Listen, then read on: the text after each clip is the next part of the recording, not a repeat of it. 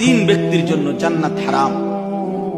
মুদমিনু খামরিন, এক হলো মদখোর, যে নেশা করে, মদখোর, গাঞ্জাখোর, ফুট্টাখোর, বাবাখোর, ডাইলখোর, এ তার জন্য জান্নাত হারাম।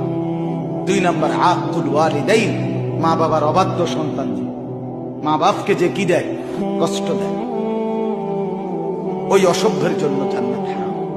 আর তিন নম্বর ওয়াদাইয়ুস আল্লাযী ইউকিররু আহলাহু আল খুবুস, নবীজি বলেছেন তিন নম্বর হলো দাইয়ুসের জন্য জান্নাত হারাম, যে তার পরিবারের স্ত্রী সন্তানের জন্য খুবুস, নাপাকি, অশ্লীলতা, বেহায়া, গুনাহ, পাপ, এটা মেনে নেয়। ইউকির মানে স্বীকৃতি।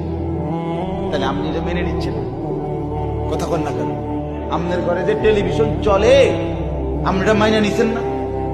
মহানার মাতে না, আপনি মাইনে নেন নাই তো আপনি মেনে নিছেন। নাইলে আপনি বলেন আপনি কি কি উদ্যোগ নিছেন, বলেন, একজন দাঁড়ায় বলেন আপনি কি কি উদ্যোগ নিছেন এটা বন্ধ করার জন্য। আপনি এটা একদিন মাথার তুললে আছাড় দেন, ভেঙ্গে ফেলেন, আপনি এটা গুড়া গুড়া করে ফেলেন যে আমার আখিরাত দরকার, আমার পরকাল দরকার। আপনি তো পরাজিত মিয়া, আপনি তো ব্যর্থ মিয়া। আমরাও তো বাবার ঘরে 5 ভাই 3 বোন বড় হইছি,